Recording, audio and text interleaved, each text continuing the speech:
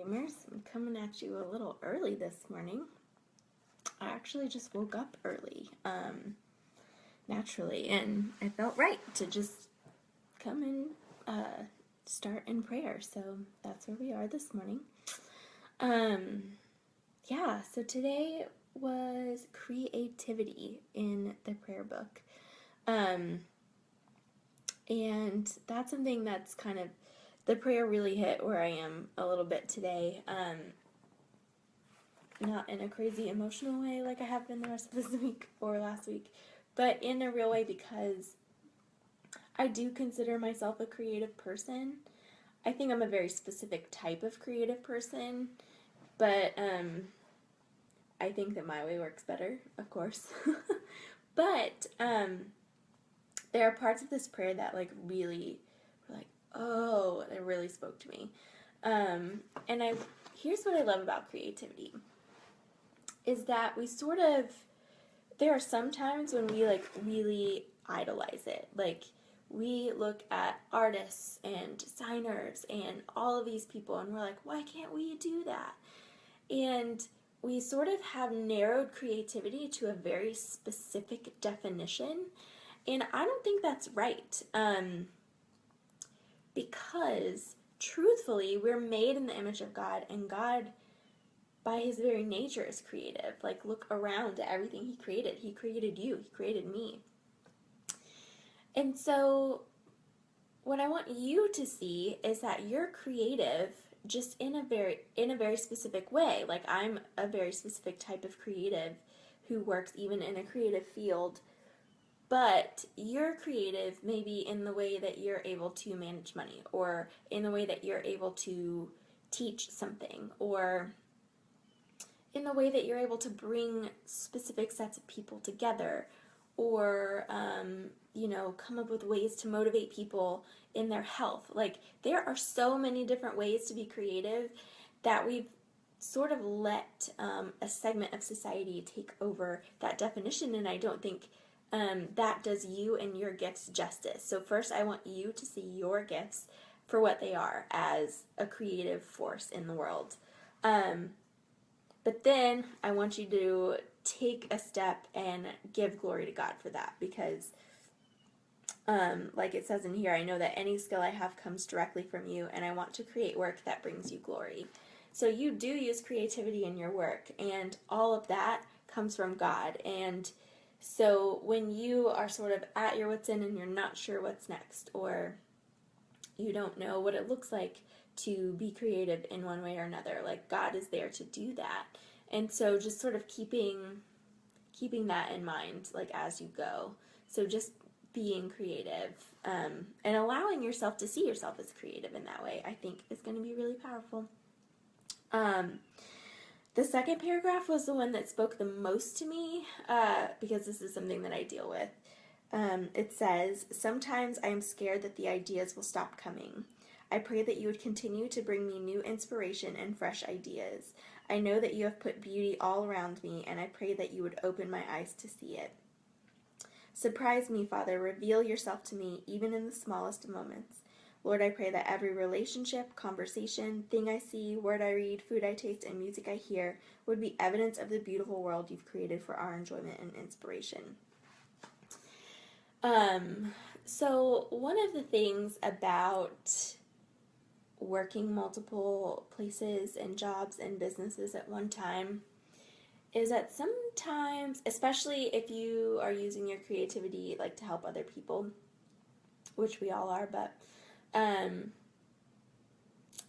part of me has an idea and wants to save it for myself, or is afraid that if I use this idea now and not for that new thing that I'm planning, then I will never have another idea that's just as good. And that's just so silly, right? Because if we are capable of creating that idea, we are capable of creating more. And so one of the things that I've been working on over the last year is like to not hoard ideas, because a lot of times when I hoard them, then I don't care about them as much down the road, and they don't get used at all, and that's just sad. Like, you're supposed to bring things to life and give life to ideas. And some of them are bad ideas and should just go away, but to not be a hoarder of your idea, to find ways to incorporate them.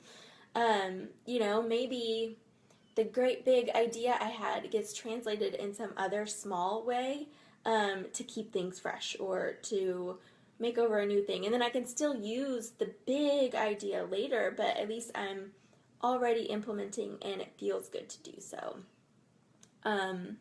So that's what I love that about creativity, is that it's almost like the more creative you are, the more often you are creative, if that makes sense. So another fear that I have is that my creativity is limited to my job. I think there's a certain amount of creativity you have when you know something so well, and the organization I work for, I know incredibly well, maybe more than almost anybody else at the organization. And so, like, there's maybe 5 people at the organization that know as much or more than I do about it, because I've had to write about it and market it and all of that for so long.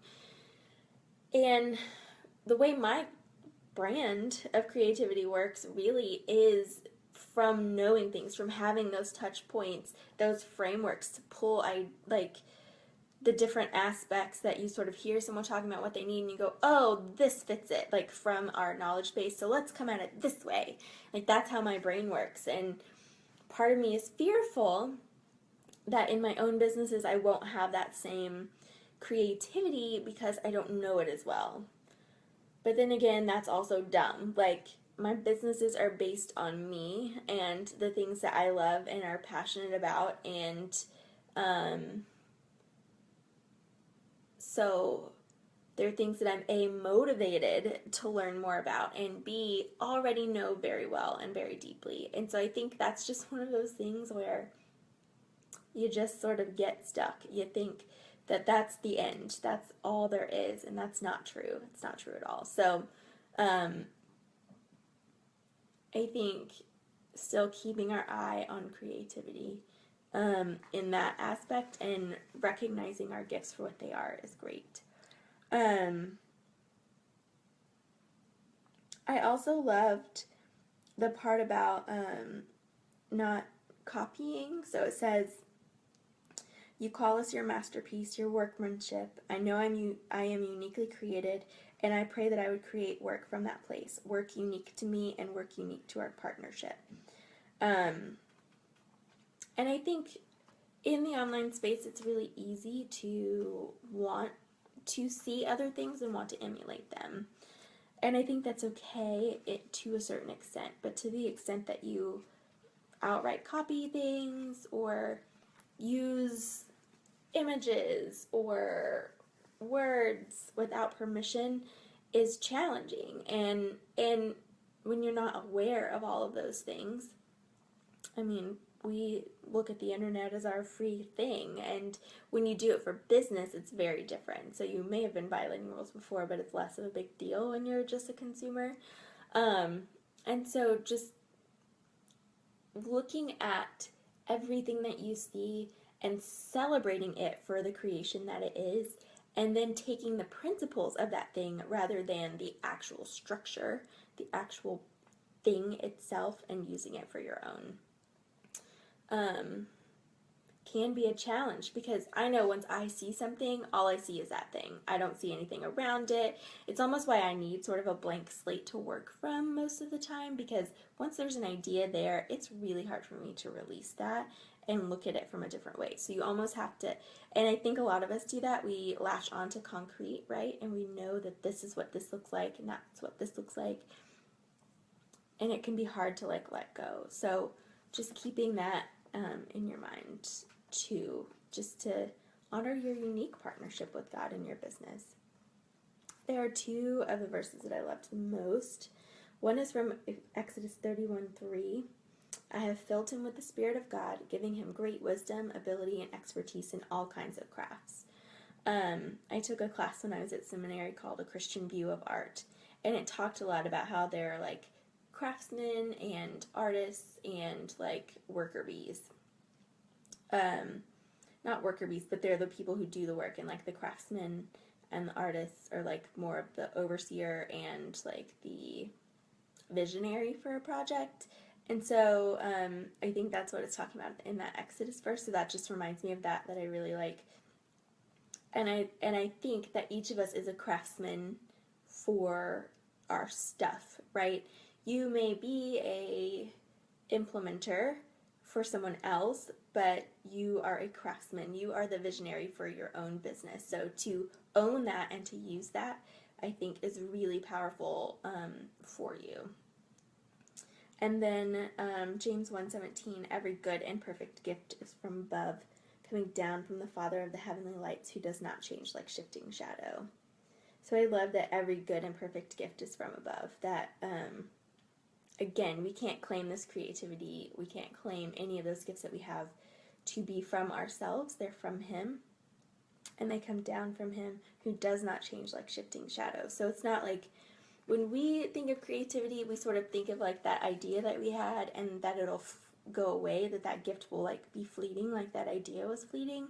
But God's not like that. He doesn't change like shifting shadows. So even things like our creativity can be counted on because God can be counted on. And I think that's kind of like everything in life, it can be counted on because God can be counted on. So the main things that I wrote down for today, I wrote, don't save, don't settle, go to God. And that's kind of what I'm sort of making my creative mantra, is that I'm not going to save everything for myself or my business. I'm going to be okay giving ideas to clients because that's part of my job, right?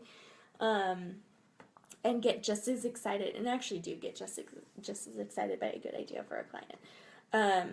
And I'm not going to settle for copying or what's less than the best use of my gift. And if I feel like I'm stuck in any of those places or that I'm not able to come up with an idea, then I'm going to go to God for my creativity. Or even start working that more into my creative process. It's kind of a shame to say that my creative process has not really involved a lot of prayer or meditation on scripture. And I think for where my businesses are now, and even just the power of this 30 days of prayer is showing me that, like, God is open for everything and that we can go to Him and that we should in even those moments. So just remembering that we can go to God and that we should, even in things that feel very earthly and creative. So I'm going to start working God into my creative process. Just like we're inviting Him into our businesses, we can invite Him into those different parts of what we do as well. So I'd love to hear how you approach creativity. I think it's always so interesting to hear everybody else's creative processes. A lot of times I get ideas from other people's creative processes. And I just love to hear what you think God is, the way that you uniquely create, because I think that's important and exciting too, is that you are unique and you have that unique partnership with God and a unique skill set in which you are creative, and so that it's not limited to, the designers and the artists and all of those things of the world. Like, you are creative. So I'd love to hear how you see yourself as a creative.